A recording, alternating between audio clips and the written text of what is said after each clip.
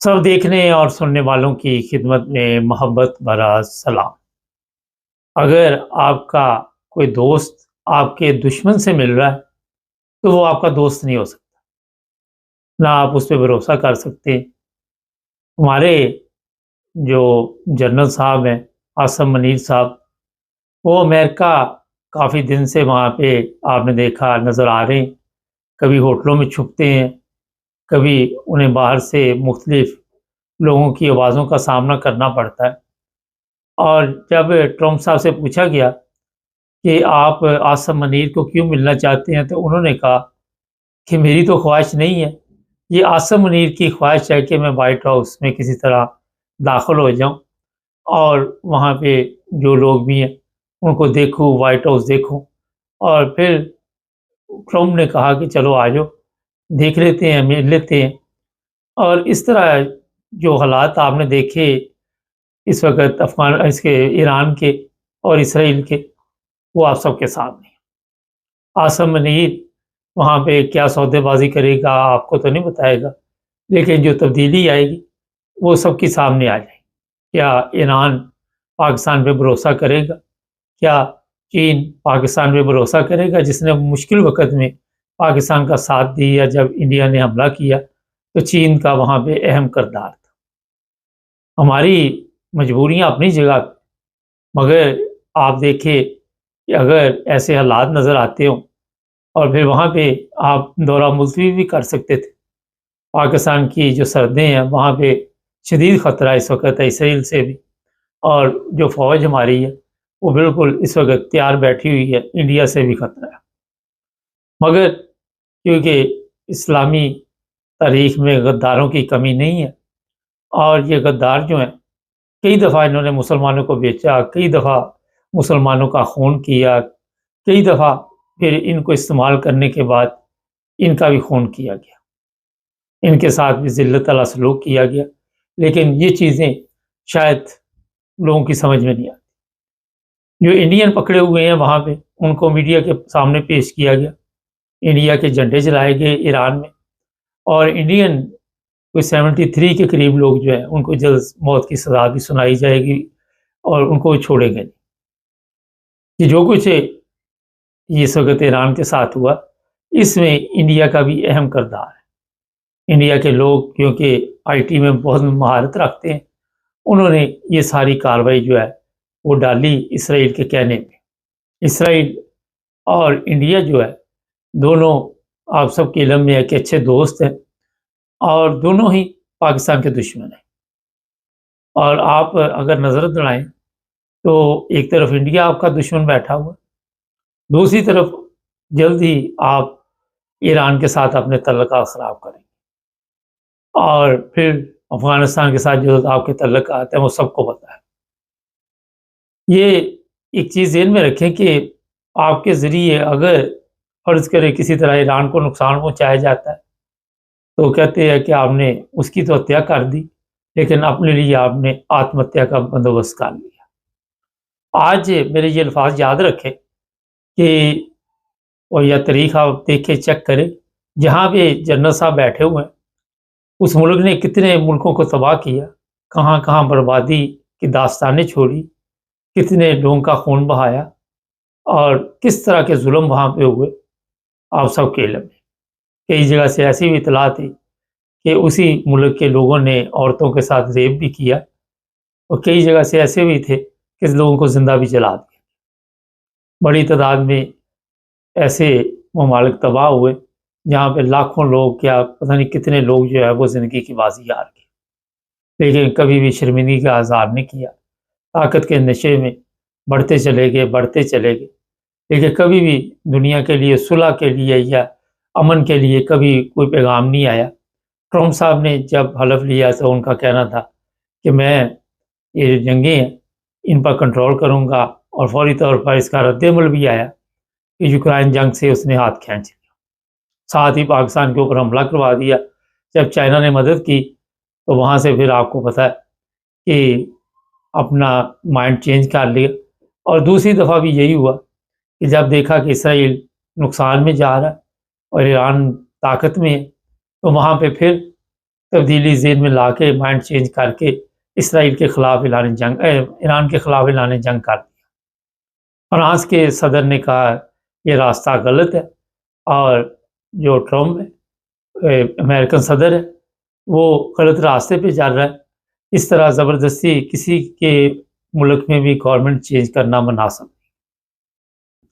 یہاں پہ یہ یاد رکھیں کہ جب آپ اپنی عوام پہ ظلم کریں گے، ایران میں بھی یہ خامیاں تھیں، انہوں نے بہت زیادہ سختی کی ہوئی تھی، اور زیادہ ہی ان لوگوں نے اس کا جو نقصان ہے اٹھانا شروع کیا کہ اپنی عوام میں سے اگر آپ کے 20-30% لوگ بھی آپ کے خلاف ہو جائے تو مشکل ہو جاتا ہے پھر آپ کے لیے۔ اور یہی وجہ ہوئی کہ یہ لوگ سختی برداشت نہیں کر سکے، اور اسلام جس کا اس وقت وہاں پہ آپ نے دیکھا ہے کہ ایران میں سختی کے ساتھ عمل کیا جاتا ہے، اس کی اجازت اسلام بھی نہیں دیتا۔ اسلام بھی نرمی کا حکم دیتا ہے۔ مختلف لوگوں کے اوپر ایران میں بھی ظلم ہوئے، اور ان ظلم کرنے والوں میں ایرانی گورنمنٹ شامل تھی، اور اس کا فائدہ پھر دشمن اٹھاتا ہے۔ دشمن کو موقع مل جاتا ہے، اور وہ پھر لوگ جو ایسے ہوتے جس طرح اپوزیشن لیڈر وہاں پہ ہیں یا دوسرے تیسرے، ان کو اپنے رابطے میں لیتے ہیں، ان سے پھر فائدہ حاصل کرنے کے لیے وہ پھر جناب یہ والی گیم جو ایران میں چلی ہوئی ہے وہ آپ سب کے سامنے ہے۔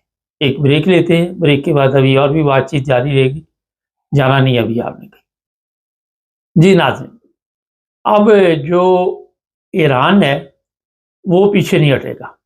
اس کے جو سپریم لیڈر ہے انہوں نے بالکل کہہ دیا کہ ہماری زندگی جو ہے وہ قیمتی نہیں ہے، ایران بھی قیمتی نہیں ہے، اور اسلام قیمتی۔ مگر یہاں پہ جو چیزیں سامنے آ رہی ہیں کہ امریکہ کہہ رہا کہ ہم چھوڑنے والے نہیں ہیں، دوسری طرف چائنا اور روس لوگ کہہ رہے جی وہ صرف سیاسی بیان دے رہے ہیں، یا یہاں تک کہ کوئی مدد نہیں کر رہے، وہ بالکل مدد کر رہی ہے اس کی ایران کی۔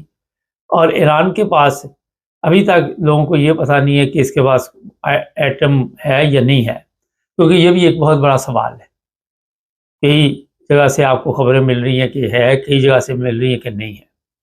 اگر فرض کرے ایران ایٹمی طاقت ہوا تو اس کے نتیجے میں جیسے ہی ایران کے اوپر حملہ کیا جائے گا، امریکہ جنگ میں شریک ہوگا، تو ایران جو تیل کا سسٹم ہے سب سے پہلے اسے تباہ کرے گا۔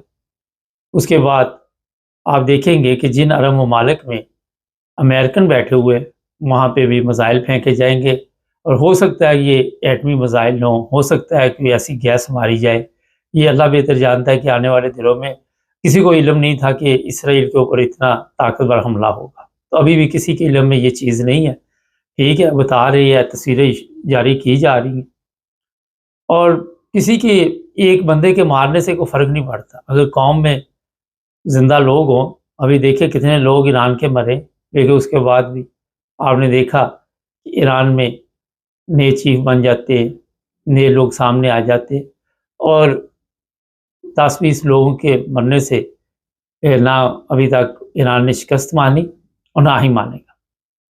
اب سوال یہاں پہ یہ ہے کہ عراق تباہ ہو گیا تھا تو ایران کو کتنی دیر لگے گی انہیں اپنے سسٹم میں لانے میں؟ تو اتنا آسان نہیں ہے، یہ میں آپ کو بتا دوں۔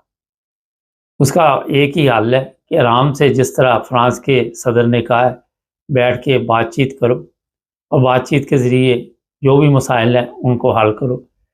جو اسرائیل کی اس وقت رپورٹ ہے، یہ ایران کی ہے، بڑی تعداد میں دونوں ممالک سے لوگ جو ہے وہ ملک چھوڑ کے جا رہے ہیں، بسوں کے ذریعے، جو بھی کسی کو سہولت ملتی ہے اس کے ذریعے وہ وہاں سے نکل رہا ہے۔ جو بنکر بنے ہوئے ہیں وہاں پہ بھی لڑائی شروع ہو گئی ہے، وہاں پہ بھی مشکلات کا سامنا اسرائیلیوں کو۔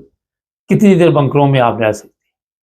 اور اسرائیل کے وزیر اعظم جو ہے ان کی غلط جو بھی گیم تھی وہ پلٹ گئی۔ ایسے مسائل بنے ہوئے ہیں کہ جو مسائل اسرائیل ایران کی طرف بھیجتا ہے وہ لوٹ کے ان کے پاس آ جاتے ہیں، اور انہیں کے ملک پہ گر رہے ہیں۔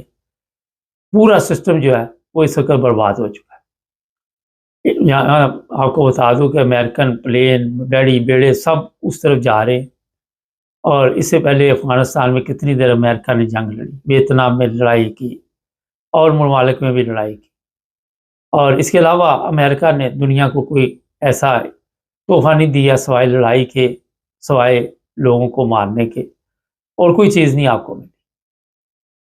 اگر امریکہ کے پاس طاقت تھی، اور جس طرح کل چائنا کے وزیر اعظم نے کہا کہ امریکہ کے بغیر بھی دنیا کا سسٹم چل سکتا ہے، امریکہ اب اتنا ضروری نہیں رہا، اور انہوں نے باقاعدہ طور پر برٹش کے متعلق بتایا کہ کبھی برٹش جو تھے ان کا سورج غروب نہیں ہوتا تھا۔ پھر آپ دیکھ لیں کہ حالات کیسے چینج ہوئے اور کیا ہوا، وہ اب سب کے سامنے۔ یہ چیزیں جو آپ کو میں بتا رہا ہوں، یہ صرف آپ کہانیوں میں سنتے ہوں گے، لیکن ابھی یہ موجودہ حالات میں سب کچھ چل رہا ہے۔ پچھلی اگر جنگی تاریخیں بھی نکال لیں، کوئی ہسٹری نکال لیں، تو وہاں پہ بھی اسی طرح کے حالات رہے کہ ہمیشہ یہ جو اسرائیلی ہے اور دوسرے ممالک ہیں، ان کی مسلمانوں کے ساتھ لڑائی رہی، کبھی بھی یہ اکٹھے مل کر نہیں چلے۔ اگر اکٹھے مل کر بھی چلے تو میرا خیال ہے دنیا کے بہت بڑے مسائل ہیں جو حل ہو سکتے ہیں۔ ایک دوسرے کو سمجھیں، ایک دوسرے کے مذہب کا احترام کریں، اور جو سب سے ضروری چیز ہے، کسی کا حق نہ ماریں۔ یہ جب ناانصافی ہوتی ہے، جب حق مارا جاتا ہے، تو پھر مسائل پیدا ہوتے ہیں۔ جب ایسے لوگ وہاں پہ مرتے ہیں جن کی جان کی کوئی قیمت نہیں، اور لاکھوں کے حساب سے مر جاتے ہیں، تو کوئی ملک بولتا نہیں۔ لیکن جیسے ہی کوئی دوسرے لوگ 10 20 30 مر جاتے ہیں، تو سارے ممالک جو ہے وہ اکٹھے ہو جاتے ہیں۔ یہ بڑا ایک اہم سوال ہے، وہ والے ممالک جن کے پاس طاقت ہے۔ ایران ایٹمی طاقت بن گیا یا نہیں بنا، یہ ایک سوال نہیں۔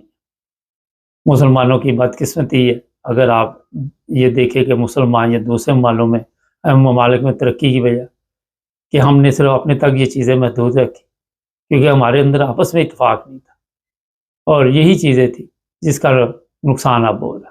اگر تمام مسلمان ممالک کی ایٹمی طاقت بن جاتے، یا کوئی 10 20 بھی بن جاتے، تو یہ آج ایران کے لیے پرابلم نہیں ہوتی۔ مگر ہم نے عیاشی کے لیے، ہم نے طبلہ سرنگی، تماشبینی اور ناچ گانا، عورتوں کے شوقین، شراب کے شوقین، وہ تمام کام کیے جو غیر اسلامی تھے۔ علم کی طرف ہم نے توجہ نہیں دی۔ اگر علم ہی ہوتا، تعلیم ہوتی لوگوں کے پاس، تو میرا خیال ہے کافی کچھ چینج ہو جاتا۔ اس سے شاید آپ سب مل بیٹھ کر سسٹم کو چلاتے، اور دوسرے ممالک کے ساتھ آرام کے ساتھ بھی چل سکتے تھے۔ جنگیں ضروری نہیں تھی۔ اگر پیچھے چلے جائے، کوئی کتنے سال بھی چلے جائے، تو اس وقت بھی جنگیں لگی تھی، لیکن آج چلے اس وقت آپ کہہ سکتے ہیں لوگ پڑھے لکھے نہیں تھے، ان میں شعور نہیں تھا، لیکن آج شعور آنے کے باوجود آپ دیکھیں ہر طرف تباہی مچی ہوئی ہے۔ جیسے جیسے علم نے ترقی کی، پتہ نہیں کس راہ پہ ہم چل پڑے۔ کوئی بھی ملک ہے، ایک انسان کو مار دیا جائے یا 100 کو مار دیا جائے، بہت بڑا نقصان ہے۔ یہ تعلق نہیں وہ کس مذہب سے تعلق رکھتا ہے۔ مذہب یہ تو بات کا مسئلہ ہے کہ وہ انسان تو ہیں، انسانیت کا قتل ہو رہا ہے، لیکن اس طرف کوئی توجہ نہیں دے رہا۔ میں پھر یہی اپنے تمام ایسے طاقتور ممالک کو کہوں گا کہ بیٹھ کر بات چیت کے ذریعے مسائل حل کریں۔ رشیا کے ساتھ ہی تعلقات ٹھیک کرے، ایران کے ساتھ ہی بیٹھ کر بات چیت کرے، اور ان مسئلوں کا حل جو ہے وہ نکالیں۔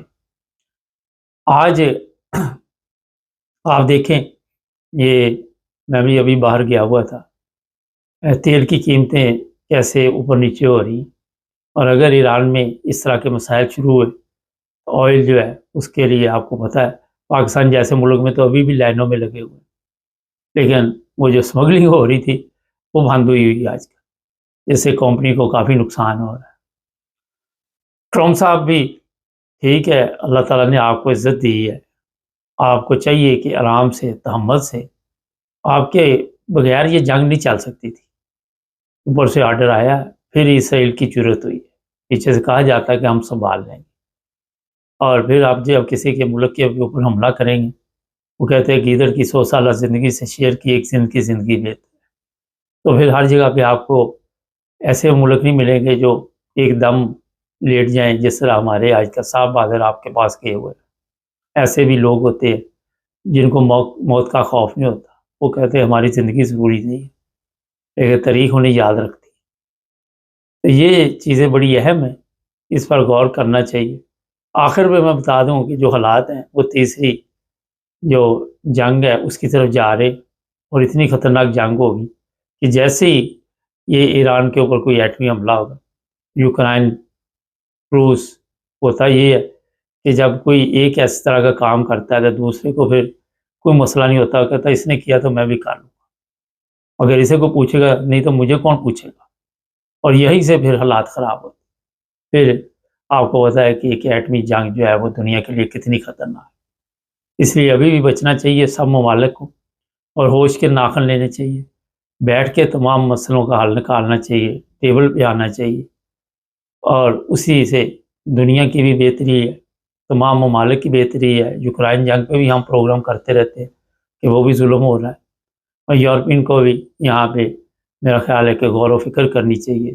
یہ تو سمجھدار لوگ ہیں، جس طرح فرانس کے صدر نے مشورہ دیا اسی طرح یورپ کے دوسرے ممالک کو بھی چاہیے امریکہ کو باز کرے اور یہ مشورہ دے کہ جو بھی مسائل ہیں انہیں بیٹھ کر حل کیا جائے۔ چینل کو سبسکرائب کریں، جڑے رہیں ہمارے ساتھ تاکہ اور بھی پروگرام دیکھیں۔